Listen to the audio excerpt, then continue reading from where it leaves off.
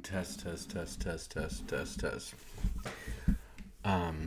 Good morning from the Bat Cave. I am gonna try to keep this a little quiet, just because I've got a guest sleeping. So, hopefully you guys can hear me okay. But um, before I get started on my next Bible series, which is gonna be Job, I wanted to do a quick update on just what's going on in terms of World War III. And yes, we are going into World War III. For those for those of you who haven't been following this channel for long, I started this channel back in 2019 when COVID broke out. I had made my first video, which was in around December of 2018, which was my Bye Bye Miss American Pie video, which is really predicting World War III. But I published my Revelation book in the first edition in 2018, and that book is it really is predicting the unfolding of World War III, followed by Daniel's 70th week in the next decade, basically. I always hold that the Lord could tarry, the Lord could delay things, He could push things back. We could have a war and then maybe a period of peace before the Antichrist actually rises. But it seems like the peace from World War III, based on everything I understand in Bible prophecy, is going to include the provisions to rebuild the temple and the sacrifices and all that. So, if you guys were to just Google war or World War III, you're going to find more and more stuff like this.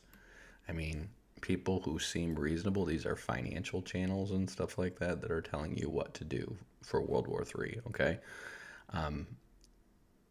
The World War III is inevitable. This is wealthy expat, okay? This is recently a leaked document came out. This is an Indian news station, and they're basically saying that Putin's whole plan for World War III has been leaked, which is essentially to start attacking NATO directly in the chaos of the 2024 election. Okay, that is not a surprising thing to do. Remember, we are pulling back from funding Ukraine. The issue of how much money we're giving to Ukraine is going to be on the ballot. It's going to affect how we vote, because we are a country, like a lot of countries that are having economic turmoil, and here we are giving billions of dollars to Ukraine. Is that wise right now? And of course, the people who are giving billions of dollars to Ukraine are either corrupt, or they believe that's the front line of a war that's coming to NATO, and once it hits a NATO country, we are obligated by treaty to fight Russia directly. Okay, so you're talking about everything that people were pumping you up to fear in the Cold War is now happening. It's right in front of our face right now. So that's not the only thing going on. So on top of what's going on with Russia and Ukraine, you actually have the Afghanistan, Pakistan, and India all exchanging attacks. You've actually had missile exchanges between Pakistan and Pakistan and Iran. You have Afghanistan, you have the Taliban now armed with $7 billion of equipment that we left behind, and they are mobilizing, and they're looking to expand Afghanistan. And remember, they are a landlocked country, and basically there is a pretty sparsely populated region of Iran next to them that has basically access to ports and stuff like that. So don't be surprised if you see a breakout in a conflict in that region that I believe is going to turn to some kind of bigger Islamic fundamentalist regime that is going to be between Iran, Pakistan, and Afghanistan. Don't be surprised if that happens at the end of World War III. Remember, the world is going to fold into 10 kingdoms, and it is very likely that if Russia collapses, you're going to see all the Islamic countries east of the Euphrates River become one block, and that would include all the Stan countries, plus like maybe Azerbaijan plus Iran plus Turkey plus Pakistan. It would all become one big block. You might see like India and Southeast Asia, essentially all of the countries who are mutually threatened by China and the Islamic countries become a bloc. Okay, Bangladesh would be in between them, and Bangladesh is largely Islamic. Indonesia is largely Islamic, but they're not. I mean, they trade a lot of workers with Saudi Arabia and stuff like that, and so you likely see a bloc that is going to, Saudi Arabia, India, Indonesia, Philippines, countries like that. They that's basically their migrant workforce, if you will, or their immigrant workforce. Okay. We are seeing the U.S., France, England, and Australia doing air drills from Australia. They're preparing for a war with China there. Obviously, Japan is rebuilding its military for the first time since World War II. Germany is rebuilding its military for the first time since World War II. They are preparing for war with Russia and China and North Korea and Iran, and now you have basically the conflict with Israel, and now with Hezbollah and Hamas, so that's Lebanon and the Gaza Strip, and now joined with those guys as the Houthi rebels in Yemen. And it just so happens, if you were to look up the Sabaeans are mentioned at the end of Joel, or at the beginning of Joel 3, which is in the aftermath of World War 3.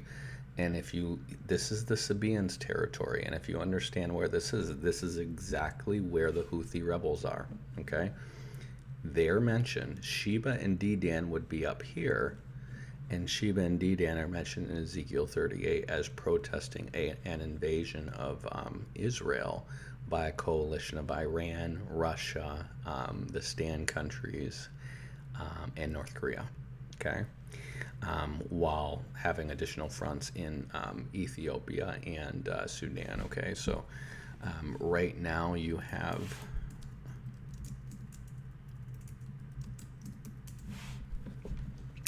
a war going on in Sudan. It started in 2023. Most people aren't paying attention to this stuff, but there's essentially a civil war going on in Sudan. This is as of January 11. It's showing you the factions there. So you've got 4 factions basically in a civil war in South Sudan, or So this is actually North Sudan. Okay, so this is just below Egypt. They're in war. Remember, right now you have a conflict potentially brewing between Egypt and Ethiopia over the Renaissance Dam project, and that is prophesied in, I believe it's Isaiah 19, about the Nile River drying up. So that conflict is prophesied as preceding the coming of the Antichrist.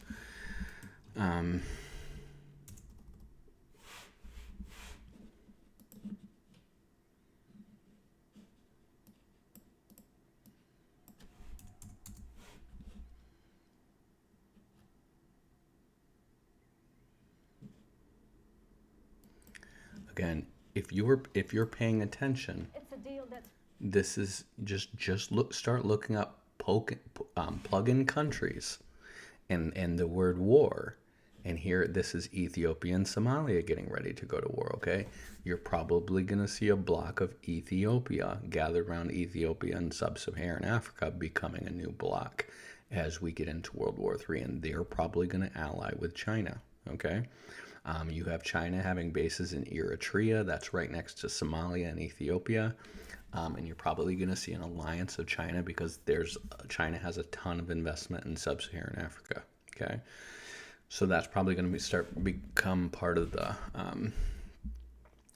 block that becomes the kings of the East for Armageddon. That's going to happen pretty quick. But I mean, just start start plugging in countries. Just here's Pakistan war. Okay. And these are all recent. Pakistan strikes Iran. So Pakistan hit Iran with missiles. This is yesterday. And what you're finding, again, this last one is, could Ethiopia and Somalia go to war? That is 19 hours ago, okay? This is happening. This is World War III breaking out. It's general warfare. And what I talk about in my book, I describe all the descriptions of this war in Micah 5, in basically Isaiah, I think it's like 12 through 20, Ezekiel 38 and 39, Joel 2, Zechariah 12. There's a number of passages that are about this war, and then it has a type in the Assyria war with Israel in Isaiah. Okay, and it's also in Second Kings. Okay, so this war is happening, and when this war is over, we're going to be in Daniel's 70th week. Okay, so you're looking at, this is all just right on schedule for the 2000th anniversary of Christ's death and resurrection. So your Bible teachers that are not telling you this, they're not even speculating on it. They're not even saying, hey, this could be that. They're asleep. They're not paying attention. They're not going to tell you what's going on. Teachers that I would normally respect, they think, oh, this is just because of the dates. People are predicting things. It's not just the dates. It's the COVID. It's the world government stuff. It's the war breaking out over the planet. It's the transhumanism going crazy. It's the rise of, in case you guys aren't seeing, the rise of Messianic Judaism popping up everywhere. Look at this. And I mean Hebrew roots. I don't mean like we don't push on people keeping the law of Moses. I mean pushing on people keeping the law of Moses. So this is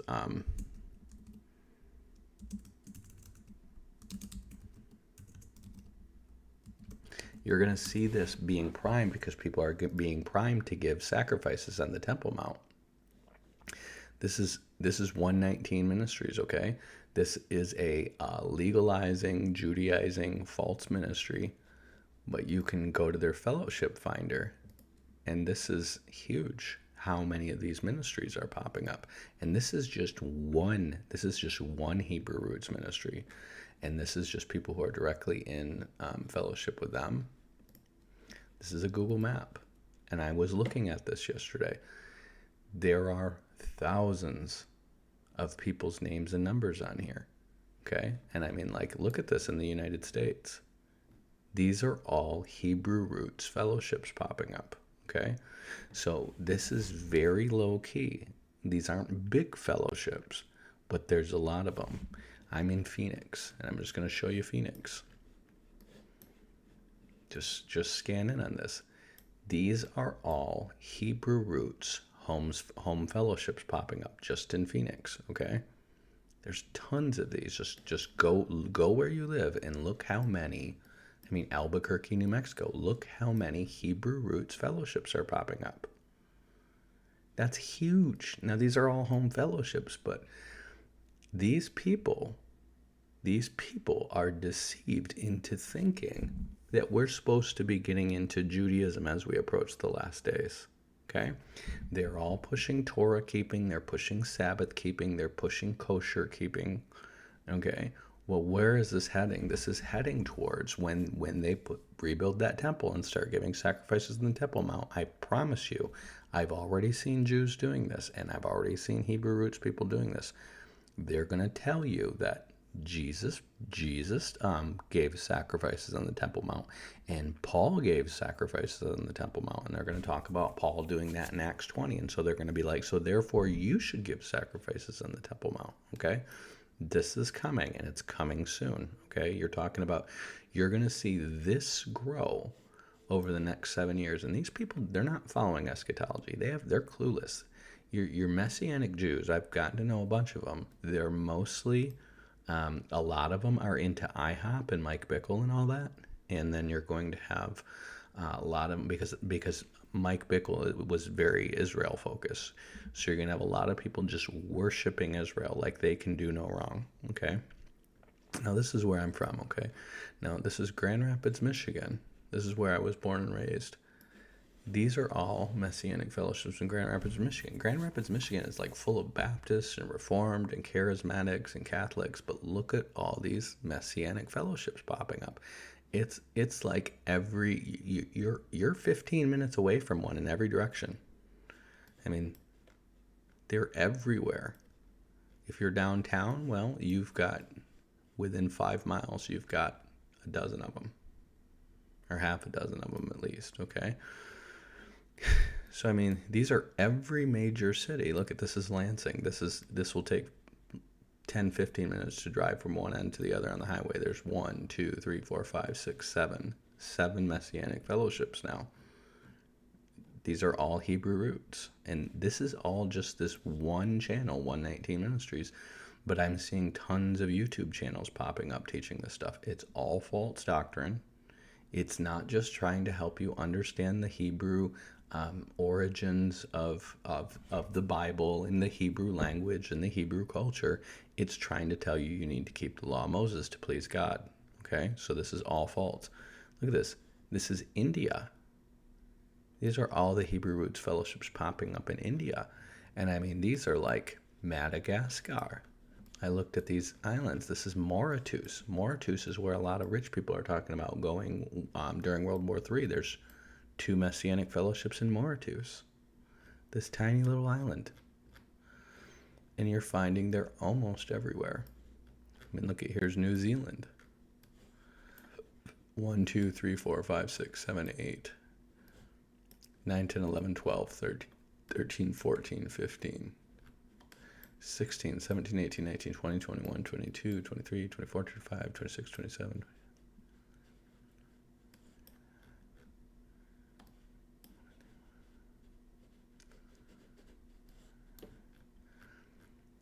There's about 50. There's about 50 Messianic fellowships in New Zealand. Okay? These aren't Jews. These are wannabe Jews. These are Gentiles keeping Torah. Okay? So you're going to see this trend up. You're going to see the New Apostolic Reformation trend up. You're going to see Christian Reconstructionism, Christendom 2.0 grow in America, because this is going to be the Americans trying, like, they're afraid, okay? These people don't have a biblical eschatology, okay? They don't have a biblical eschatology, and they literally think we're heading into another World War II. That's how they think of this. And so when the Antichrist pops up, they're going to think that the Antichrist is just another Hitler, and we've all got to band together to defeat him. And so what did these guys do in World War II? Well, they sided with the atheist Russians against Hitler. They sided with the atheistic, communistic Russians, okay? What did they do in World War I? They sided with the Muslim Saudi Arabians against the Ottoman Empire.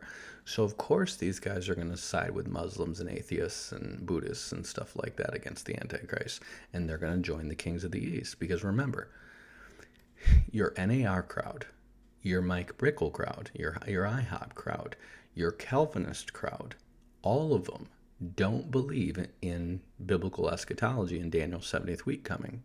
They don't believe it. So they're going to look at this and go, well, this is a world war, and they're going to assume we're going to ally with NATO for World War III, and then that's going to be over, and then the Antichrist is going to rise and be like, well, we're going to ally with China for World War IV.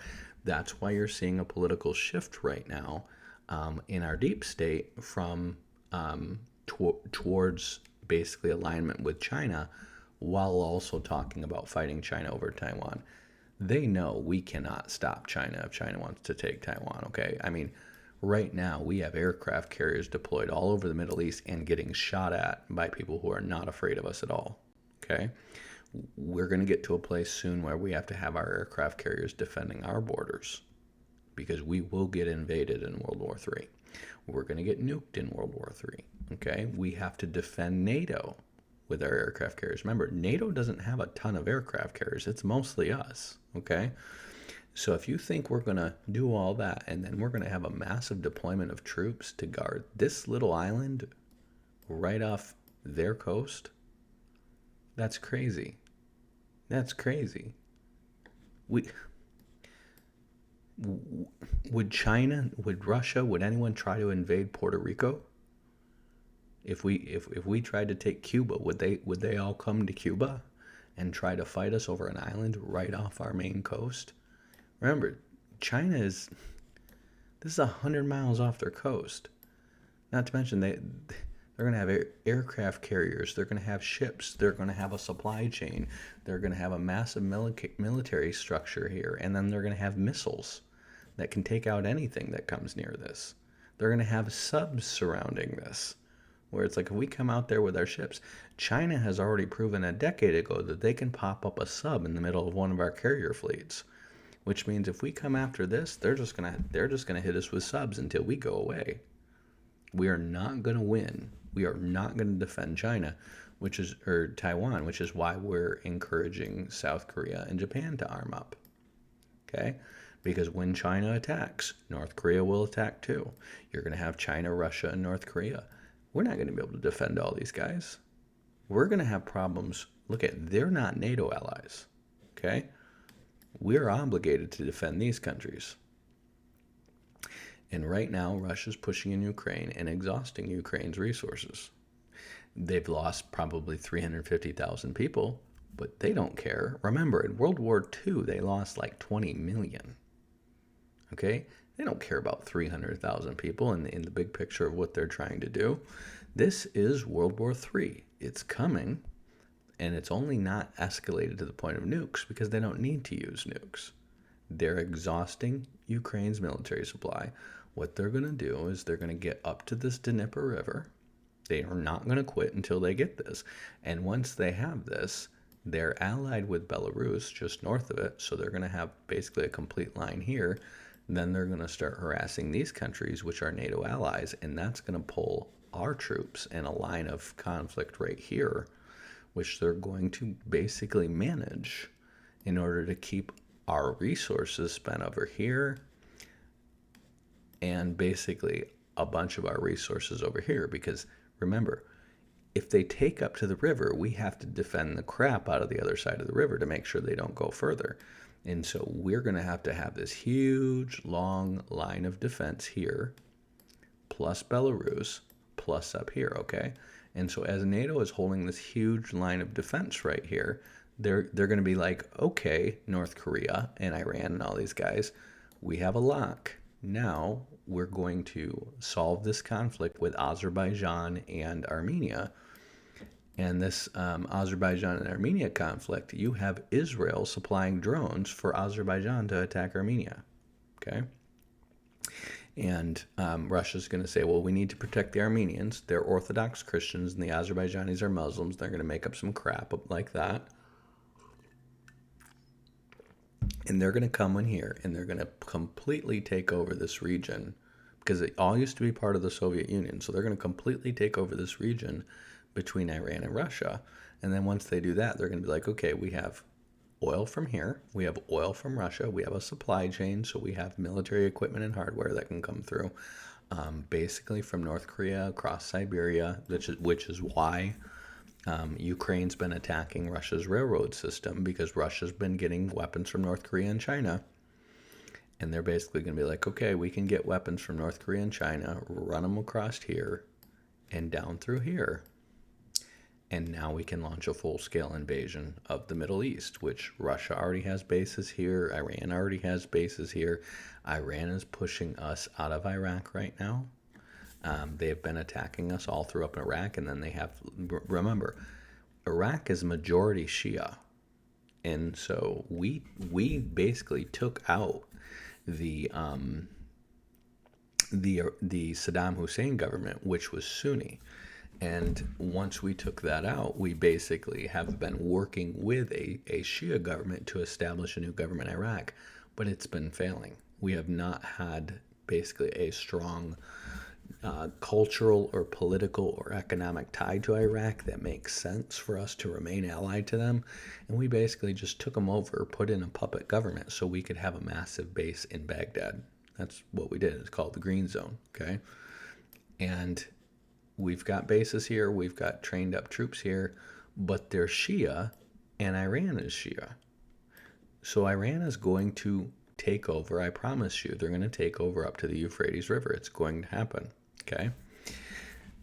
And they're going to take over up to the Euphrates River, which is right here, and they're going to join Russia in here, and then they're going to gather their forces in Damascus to attack Israel. And when they invade Israel, what you're going to have, this is all in my book, you're going to have Israel is going to nuke from the Golan Heights It's either Israel or us is going to do it. From the Golan Heights to Damascus, they're going to nuke it. And they're going to do this to create basically a toxic environment that you can't go through without dying. And that's going to be how Damascus gets destroyed. This is in Isaiah 18. And that's going to be how basically they're going to clear out the West Bank. North Jordan is going to clear out. Most of these people are going to go probably to Neom or other areas of Saudi Arabia. Remember, you have massive cities that are being built in the UAE, which these people can go to, and Neom and Jeddah that these people can go to. They'll be the poor workforce of those cities, but these cities are not going to be safe for their normal workforce once World War III hits. That is normally imported from India and the Philippines and all this other stuff. So they'll take them here as workers, and they'll replace that a section of that workforce that's coming from Indonesia and India and the Philippines. Okay, because the Saudi Arabs don't work. They have just tons of oil money and they don't work. So they'll take over this, and then they're going to keep building Neom. And so what you're going to see is you're going to see people from the Gaza Strip. This is all in Joel 3. Okay, you're going to see people from the Gaza Strip. You're going to see people from the Beirut area of Lebanon, so southern Lebanon, and then from northeastern Jordan. Okay, and these are all in Isaiah 18. The specific areas are picked. They're going to evacuate. You're going to see a lot of people because of the winds. The natural winds blow like over and then down. Okay, and so you're going to see a bunch of people leave the West Bank, and they're going to go there. You're going to also see the Jews leave, and what you're going to end up with is you're going to end up with a deal between Israel and the West Bank, where the West Bank is going to get not probably like a state, but an independent zone at peace with Israel. And then they're going to have massive hotels and stuff being built for the tourist trade that's going to come from all the people going to the Temple Mount, because they're going to rebuild the temple, and the Arabs are fully on board for this. Don't think they're opposed to it, okay? Remember, it's mostly the terrorist factions that are backed by Iran that are against Israel, while the Arabs are starting to side with Israel because they don't want to be dominated by Iran. They don't want Islamic fundamentalism. They want moderate Islam, okay? And so that's going to happen in the aftermath of World War III. You're going to see the Nile River dry up in World War III because the Ethiopian Renaissance Dam has been filling up, okay? And that's going to lead to conflict here, which is you're probably going to see Russia try to get involved with that. They're going to fail after their army gets kicked out due to nukes and stuff like that, and then the Antichrist is going to come after them and do that. So this is going to be, I think it's in Isaiah 18 or 19. You'll read the burden against Egypt, and you're going to read about them being given over to a cruel lord, as a cruel tyrant, as the Lord is coming on the clouds. So that's the Antichrist and the coming of Christ. That's the context of that, okay? So all this stuff is happening. World War III is breaking out. What I predict for America is that we are probably going to have a combination of, maybe we're going to have Chinese insurgents. We're probably going to have Islamic insurgents. We're probably going to have insurgents that are Latin American. And then we're probably going to have an invasion up here through Alaska and Canada of, I would guess, Russian and North Korean troops. I don't think China will invade us because I don't think China wants to get nuked by us. I don't think we'll have a nuclear exchange between the U.S. and China, but we will probably have a nuclear exchange between the U.S. and Russia, possibly North Korea. I don't think we'll nuke Iran. I think Iran becomes a major player and China becomes a major player in Armageddon. But you're probably going to see a nuclear exchange between us, Russia, and North Korea. And you're going to have a coalition of Russia and North Korea invading us. China is probably just going to take Taiwan and then sue for peace between South Korea and Japan, and they're gonna work their stuff out. Okay, they're not going to want it to come to nukes because remember, none of them have nukes but China. And if China just is satisfied to say we're just going to fully control the South China Sea and Taiwan, and there might be like a balance of power, like kind of conflicts between, these guys are going to ally with Australia, and it's going to remain tense with them and China over this, but they just tell South Korea and Japan, we'll nuke you if you get involved. These guys will probably all just back down. You'll probably have North Korea fall, and Korea will probably be unified, which is good because the gospel is going to get into North Korea very fast and very hard before we go into Daniel's 70th week. Okay, these are going to be some of the last Christians that get evangelized in a big way. You're probably going to see the gospel spread all throughout here really fast. You're probably going to see the gospel spread through Indonesia really fast, as you're going to have the Philippines, which a lot of them are Christian, but a lot of them are Muslim, plus Australia, a lot of them are Christian. Plus, they're going to have us in England who are going to be putting bases in there and backing them up from further Chinese aggression. So you're going to probably see a new bloc led by England, Australia, and New Zealand forming here, which is going to then essentially pull in Indonesia and the Philippines in an alliance with India and Saudi Arabia to keep. Saudi Arabia is not going to be really part of it militarily, but you're going to basically have a I forget what it's called, but an encirclement, like they did with Russia in the Cold War, between India, the Philippines, Indonesia, and Australia, and to limited degrees Japan and South Korea, but they won't be in a conflict, to essentially control China. And by Armageddon, they're all just going to be allied against the Antichrist. But in the beginning part of the first half of Daniel's 70th week, you're going to see them all form a block to counter the power of China, who's going to be pushing weight in the South China Sea. And again, what you're going to end up is probably a similar stalemate in the South China Sea that you have right now, but China's going to get Taiwan, and they're going to be content with that, okay? You're going to have Chinese soldiers in the aftermath of that, probably through the UN. You're going to have a combination of World War III and a civil war in the U.S. And in the aftermath of that, you're probably going to have lots of Chinese troops with UN hats on coming in to help, quote unquote, stabilize things in the U.S. So as you see this go on, okay, you're going to see probably America's major port cities are going to get nuked. If you are living in places like, I don't know if San Francisco is going to get nuked, but it might. I could see it being left alone because it would become a major port for like China afterward. But somehow or another, you're probably going to see California largely overrun by Chinese and Latin American people. That's probably going to be what happens in the aftermath. You're going to see the North American Union probably become one of 10 big superpowers in the world. And because of that, you're going to have Latin Americans just pour into California in alliance with China and basically take over everything west of the Rockies. And we're going to let that happen, because what we're going to do is we're going to have the rich interests in the U.S. Watch.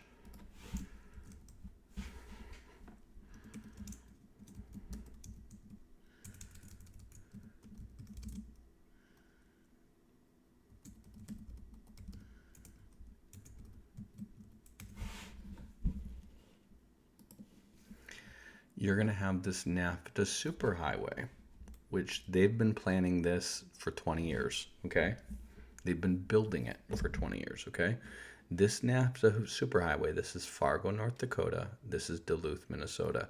They have been, I just lived in Sault Ste. Marie before this. They've been expanding the Soo Locks, which is you would need to do if you're going to pass more ships through here. Remember, they're planning for this, and I've known this for over 10 years. I've known this for close to 15 years now, okay? They're expanding the Soo Locks here, and so you're going to basically have these massive Chinese ports here. You're going to have Chinese manufacturing here, and China is going to completely take over our economy. We're going to be forced to buy Chinese goods for the rest of our life, okay? Our port cities are going to be getting nuked.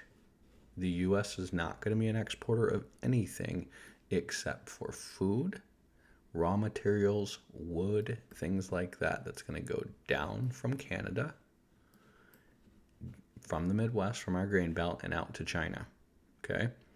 U.S. is going to get very poor after that. We are going to become like Mexico now. We're going to basically become a Chinese colony. Okay? We're going to be subdued. So is Russia. They're going to be subdued by China forever until Christ comes back. And so what you're probably going to have is a block up here that allies with Britain. You're probably going to see a block of Canada, maybe even down into the Great Lakes region that allies with Britain, because this is going to get nuked, and most of your flow of goods is going to come from here and then branch out sideways from there. And so you're going to see this corridor become very almost militantly guarded, because that's going to be the main flow of goods. And then they're going to flow out from there. So expect pretty much everybody to buy stuff from Amazon and Walmart. It's probably what's going to happen after this. It's going to go up to, again, this is Fargo, but it's going to go up into Duluth, Canada. But remember, they're going to be getting oil and uranium and minerals and wood and all this stuff out of Canada in exchange for cheap Chinese manufactured crap. Okay. Same thing with a grain belt. This is going to go through, this is basically going through San Antonio, Laredo, Dallas, up through Oklahoma City. It's going to go up through Kansas City. So your Kansas City prophets and these weirdos and the Mike Bickles and the IHOPs, that area is going to blow up. Okay. This is Kansas City area. I think St. Louis is over here. Kansas City is over here. This is going to go up through Des Moines, Iowa, and it's going to go up through Duluth. Okay. So this is going to blow up because this port is going to feed the whole Great Lakes region. They're going to start shipping out from it now. Okay. They ship right now. They ship like coal and things like that across it right now, but they're expanding this sulaks so they can ship manufactured goods, because these people are like, you're going to see American manufacturing largely decline. Okay. So the best places to be, I believe, in this period is going to be from down here, let's say northern Alabama, Tennessee, interior of North Carolina, interior of Virginia, West Virginia, southern Ohio, Kentucky, Indiana, up through Wisconsin and Michigan. This is going to be the core of stability probably here in the U.S. This is going to be stable, but it's going to be poor. You're going to see Texas become pretty much a police state, I think. You're going to see probably Phoenix might be in that region that gets largely overrun by foreign peoples. Probably a lot of Latin Americans. You're probably going to see them pour in from everywhere from Phoenix. You're probably going to see Texas pretty locked down. This is going to be where your white people are going to corral and basically, have their majority, but you're going to have rich, powerful nationalist interests that are basically running everything and making all the money. Okay. While you're going to see a huge demographic shift, and that's why they've been ruining the policies of California and Portland and stuff like this, because these cities are going to eventually be filled up with Latin Americans that are in league with the Chinese, I think. But in the aftermath of that, your whites in America, don't think of this as like a pro-white thing. Just think of it as a demographic thing. They're mostly going to corral around here, from Texas up into here, in between Appalachia and Idaho, where they're still going to have a majority. And they're going to be poor. They're going to be poor. There's going to be a limited amount of rich people among them. You're probably going to see a union of NAR charismatics with reformed Christendom 2.0 people. And it's going to be because of what happened to us, and because of now all these immigrants pouring in, you're going to have a xenophobic, largely, we need to keep this thing Christian. And that's going to be going on. And you're probably going to have some persecution of genuine Christians as this weird millennial Christendom 2.0 starts to arise in America, which is going to eventually lie with China. Okay. Europe is going to be pretty much subdued. They're going to come out ahead because Russia's going to get nuked by America. But you're going to probably see Turkey come out as the superpower in a balance of power in the EU between Turkey, France, and Germany and Poland. Probably Poland is going to be somewhat militarized, but it's basically going to be Turkey, France, and Germany are basically going to be the power block that becomes the northern part of the revived Roman Empire. And then you're gonna see the Roman Empire come back. They're not gonna call it the Roman Empire, but it's gonna be something like this. Okay, it might not be one economic sphere; it might be two. But you're gonna see essentially an alliance of Saudi Arabia, Turkey, and Israel to control the Middle East, and and Egypt will probably ally with them too, and that's essentially going to control the flow of stuff, everything Europe needs. And so you're going to see that happen as Europe is trying to rebuild alliances here and, get oil out of Libya and stuff like that. Russian oil is mostly going to go to China after this, probably almost entirely to China. You're probably going to see India get their oil from Saudi Arabia. And then you're going to see Europe dependent on Turkey to get their oil. So everything that Russia's been trying to pull off with Iran, with oil in Europe, Turkey's going to end up pulling off. Turkey has completely walled off their country. They started doing this in like 2011. And by like 2018, they had their entire country walled off. Okay? So they're going to stay out of World War III. They're going to probably flex. And they might even like shoot down some Russian planes if Russia crosses their border. Or if they fly over their border. But they're going to stay out. Russia does not want to fight Turkey while they're invading the Middle East. They're going to deal with Russia, and they're going to basically be like, don't mess with us, and we won't mess with you. They're not going to come to NATO's aid against Russia. I don't believe they are. They don't want to risk getting nuked. They've got too much to gain if Russia and America nuke each other, because then they can take over all this. They have a huge military. They're ready to go. Okay? And that's how World War III is going to shake down. When World War III is over, in the peace deal, you're probably going to have nuclear dissolution across the world, especially in Iran, between Iran and Israel. And that's going to turn into, you're going to read this in Ezekiel 39, where it talks about them burning the weapons of the war for 7 years. That is probably going to turn into the 7-year treaty, which is going to allow the Jews to rebuild the temple. And it's probably not going to be a permanent thing. It's probably going to be almost like a celebration. And what I think is going to happen is like they're going to be basically celebrating world peace, carrying out these sacrifices in the Temple Mount. And it's also going to be part of a UN push to get rid of the cattle. Like you're going to have this thing where we want to get rid of cattle, and we want to get people on fake meat and soy and all this stuff. And so they're going to start all this stuff about how cattle is destroying the ozone layer. And while they're doing that, they're going to be like, oh yeah, so we're going to carry out all these sacrifices of cattle, and we're going to make a celebration out of it. And it's basically going to be, they're going to be convincing all these Hebrew Christians that this is Zechariah 14, and it's all the people going up to see Messiah.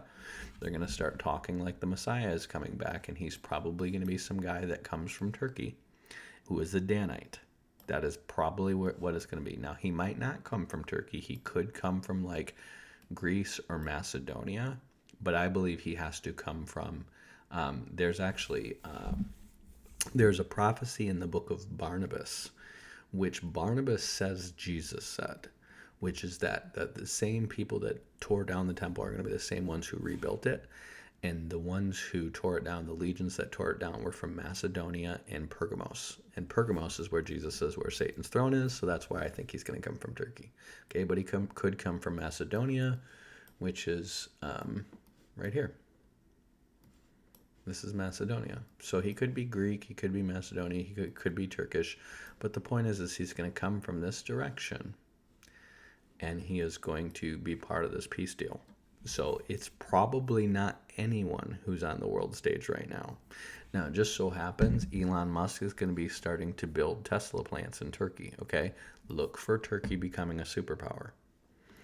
And in that context, you're going to have real Christians getting persecuted for 3.5 years. You're going to have fake Christians joining this alliance. It's going to be very much a above board thing. It's going to be non-evangelistic Christians who are going to get on board with this thing.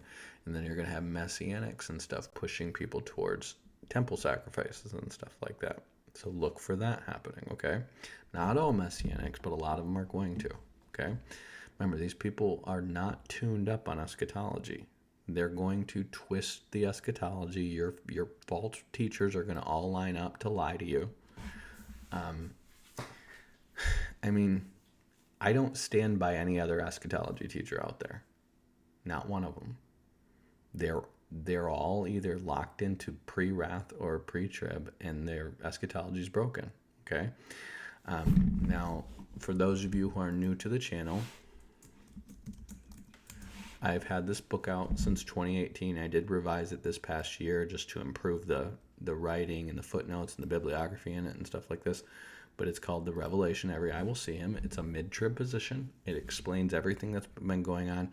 I have been accurately predicting geopolitics since around 2006. Okay, I've worked with people in the intelligence community. I've talked to a lot of people in the eschatology community.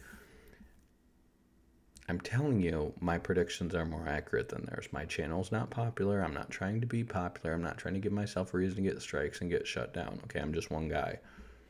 But if you haven't bought this book, buy a copy. If you have a copy, buy a copy and give it to somebody, okay? Just pay attention to the things that I'm saying and that I have been saying. I don't say a lot because eschatology's worked out. Once you have your eschatology worked out, you don't need to keep predicting stuff over and over and over again, which is why you're not going to hear, the Lord told me that this is going to happen and this is going to happen. I just said what I'm going to say. I laid it out for you in a bunch of videos. I wrote it in a book. And then as it happens, which is happening, World War III is happening. I mean, it's very clear that NATO's preparing for all-out war with Russia and China. They're preparing for war with Russia, China, Iran, and North Korea. It's going to happen, okay? Those are going to be the main players, but there's going to be other conflicts too. You're going to see conflicts with India, with Pakistan, with Afghanistan, with Iran, with Sudan and Ethiopia. And in the aftermath of all these conflicts, remember, you have to have a war to negotiate a peace where you're going to change boundaries, okay? Nobody's just going to, their population is not going to let them give up territory to another nation. But if you get them all in war, and you're also seeing, watch this.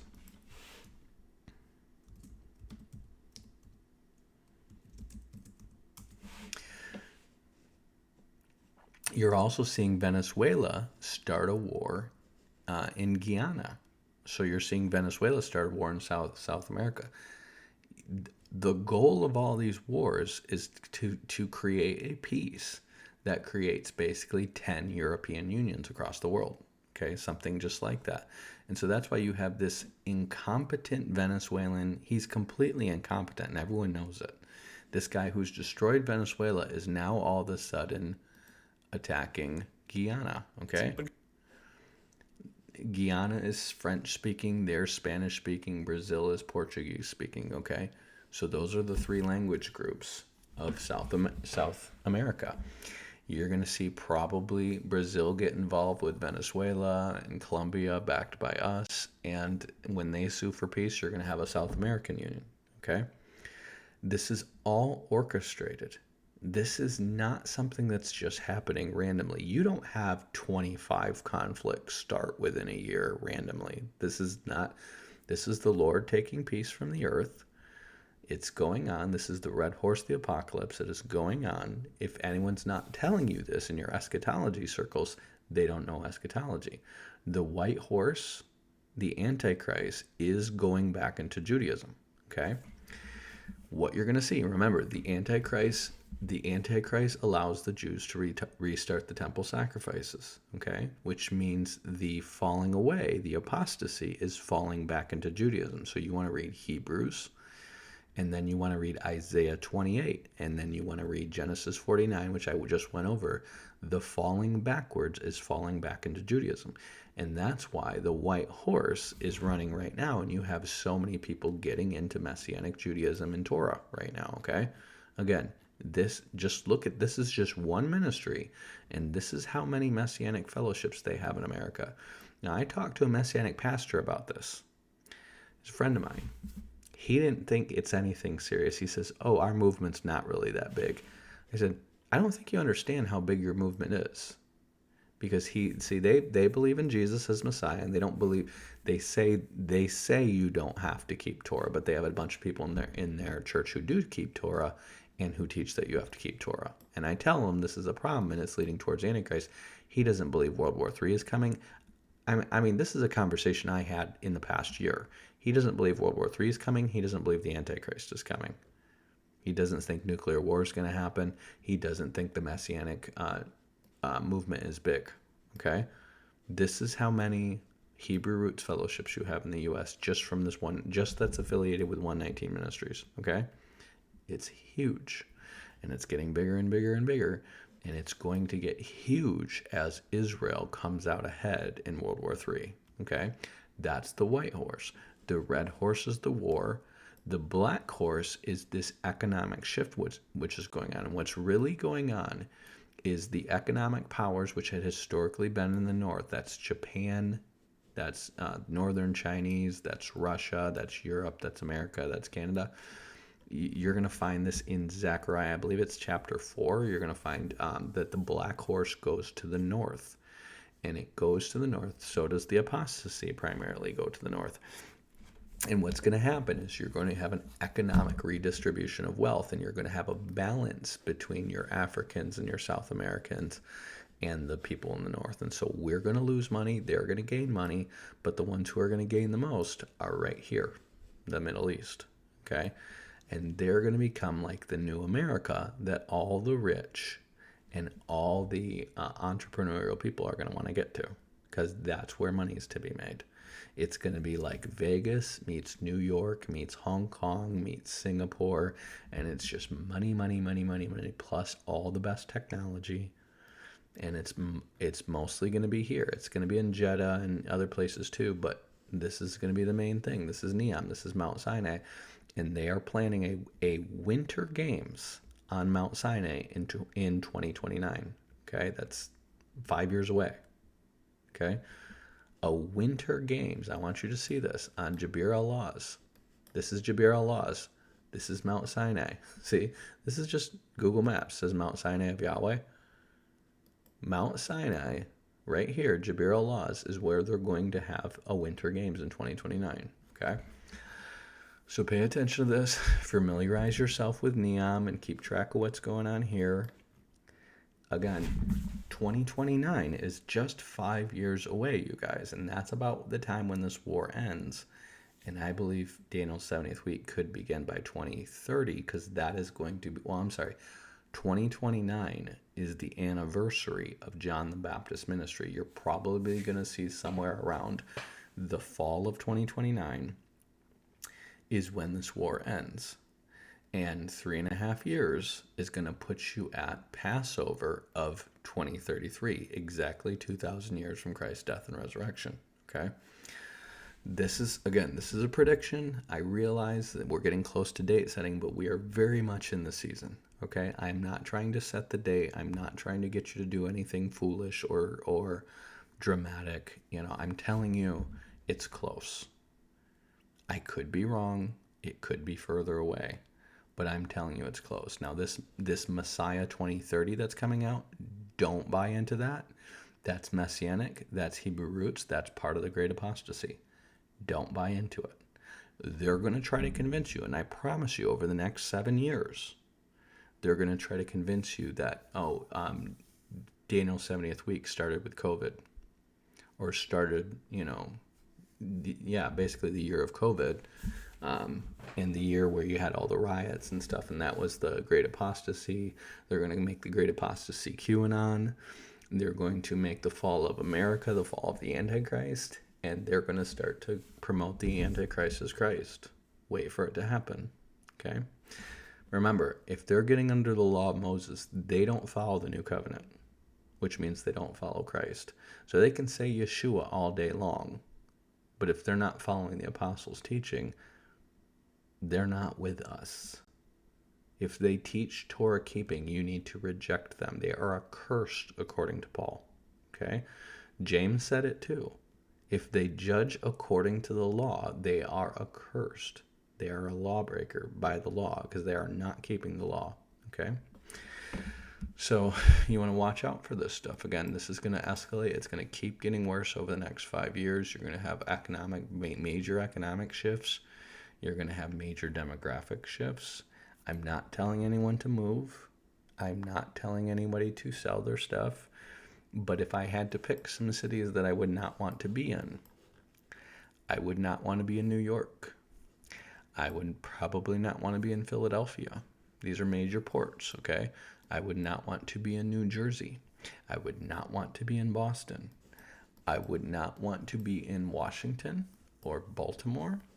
I would not want to be in, I've got friends here, Virginia Beach. Remember, we make and service aircraft carriers here. I would not want to be anywhere near here 6 years from now. I would not want to be anywhere near here 5 years from now or 4 years from now. I think this is a major nuke target right here. Norfolk, Virginia is where Northrop Grumman is, which they make aircraft carriers and stuff, okay? I would not want to be around here. I would not really want to be in Richmond, even though it's not a major port, but it's close. They're not just going to destroy the ports. They're going to destroy our capacity to rebuild them. That is the plan, that we never rebuild ports, okay? And since this whole area around here is all potential for ports, what you're going to see is probably the major cities inland from those ports all get nuked so that we can't rebuild our ports. They don't ever want to see this grow back, okay? I would not want to be in Miami. Miami is probably either going to get nuked or invaded by Cuba. Something like that's going to go on. Don't think they haven't been talking to Russia and China and North Korea. Okay? We have been at basically a military status with them, or a military enemy status with them for 70 years, almost 100 years. Okay? So don't think that they're not planning something. Don't think that, Mexico, who's totally in league with China now, and most of South and Central America is in league with China right now. All this immigration that is coming in includes Chinese immigration. Don't think that there's not insurgents and people who are involved with that. They're not all, but some of them are, okay? So I would not want to be in Los Angeles, definitely. I think the countries that you're seeing the biggest problems with homelessness and drugs and not policing crime and stuff like that, okay? Los Angeles, San Diego, I would not want to be in. There's major naval bases there, major ports in Los Angeles. I would not want to be there. San Francisco, I would not want to be in. This whole area, I would not want to be in. Again, there are going to be areas of it that are okay. But these are also historically some of the most wicked cities in America. I would not want to be in... Again, I'm talking about over the next 5 years, okay? I would not want to be in Portland. I would not want to be in Seattle. These are major ports where tons of stuff comes in. Portland is not a major port, but I could see it more getting overrun.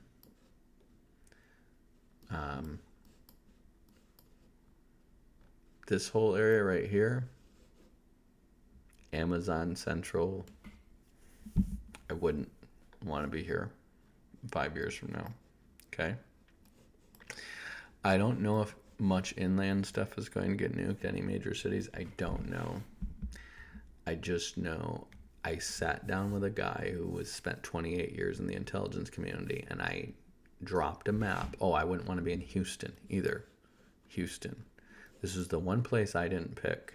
Of all the places that I picked that I thought were going to get nuked, he confirmed it. And he said, but you forgot to add Houston, because Houston's a major port too. Lots of oil and oil refineries and chemical refineries in Houston, okay? So you're going to see, Galveston, Houston, this whole area probably get nuked, okay? Russia has more than enough nukes to do this, and more than enough nukes to overwhelm our nuclear deterrence. Remember, you're talking about powers in Russia, China. You're talking about one world order powers who have known each other. This has been in the works for 100 years. So don't think like Russia really, like Putin is just like, oh yeah, we're going to win. He doesn't think that. There's a reason why these guys are doing all this stuff that's crazy and saying, oh, we're going to win and we're going to nuke you and we're going to go to heaven. Meanwhile, Putin's banging like a 23-year-old girl who's a gymnast from Russia. Like, he's living it up and having his fun, and these guys probably all have seats picked underground for themselves. Okay? They've got their bunkers. They've got their New World Order ticket. Okay? A lot of them are just old. Putin is old. Trump is old. Biden is old. A lot of these people are like, I'm going to die in the next 5 to 10 years anyway. Okay? The king of Saudi Arabia is old. Xi Jinping is old. Okay? You're talking about a lot of people who are just old. They don't care. There's major calamity going on in the earth, and they're gonna be like, I'm not gonna live to see it. They're not gonna live to see the Antichrist.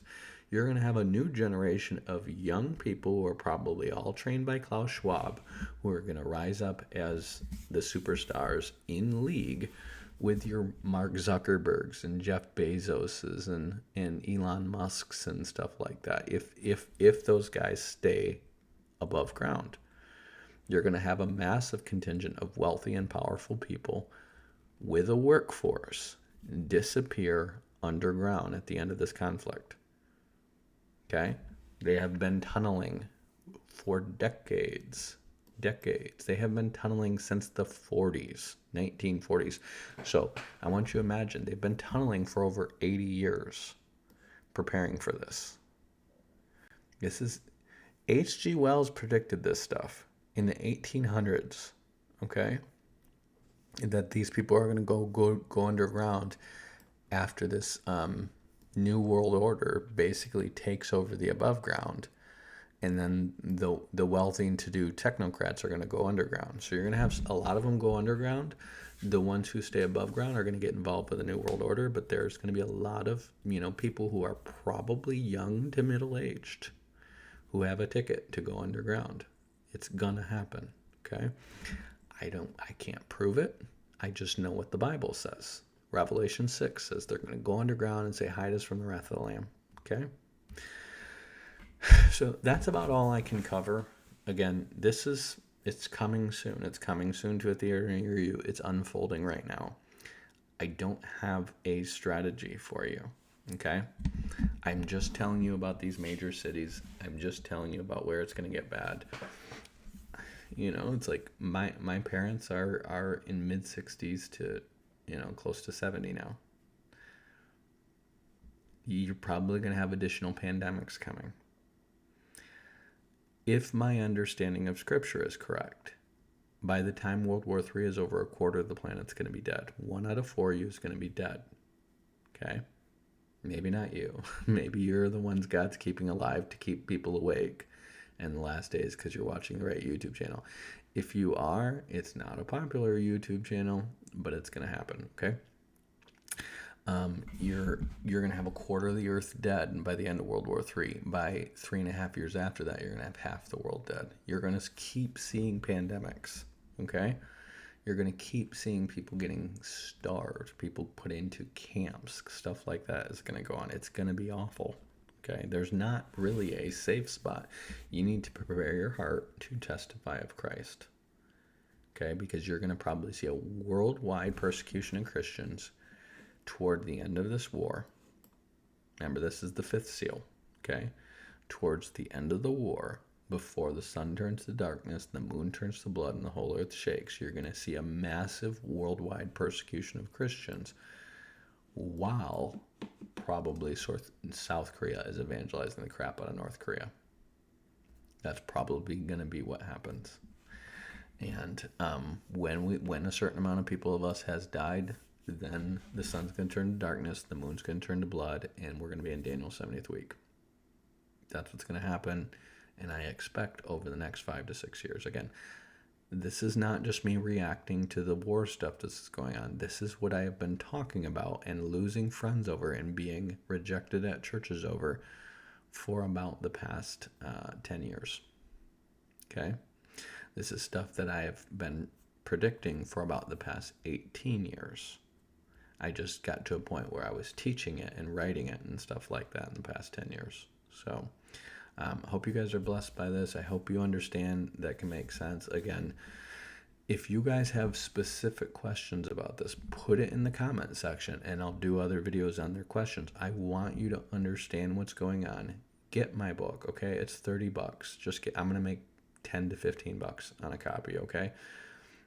Get the book, read it, and ask questions. And I will keep making videos on you guys' questions until you understand it and you can explain it to other people, because this is what's going to be important. 5 years from now, nobody's going to be listening to Joel Richardson. Nobody's going to be listening to AOC Ministries. Nobody is going to be listening to all your pre-trib guys. Nobody's going to be listening to Billy Crone. Nobody's going to be listening to Jan Merkel or Amir Safari or Perry Stone or any of these other so-called prophecy buffs. Nobody's going to be listening to them. And I created this channel so that hopefully they'll be listening to you people, because you're listening to me explain it from the Bible accurately. Okay? And if you don't understand it, ask me questions, challenge me. If you guys want to have me on any other shows where other people want to poke holes and ask me questions, I'm willing to do that. I've been preparing for this for a long time, okay? The Lord has blessed me with some success in business where I've had time to just study and write and study and write and walk away from my business, okay? And I haven't gotten to a place where I feel like I need to monetize yet. That could happen within the next year, okay? If it gets to a point where I have 1,000 subscribers and I feel like I need to do that financially to make sure I'm sustaining things and I'm not running out of money before the Lord returns, I've given away a lot of money to missions and stuff like that. So I have a budget. I don't live large. But I might get to a place within like a year where I need to monetize, and I would want to hear you guys' thoughts on that. But I really want to keep the content that keeps you informed and makes you understand this stuff from the Bible. This is not flash, this is substance, okay? So you guys be blessed by this. You have a great weekend. Batman out. Peace.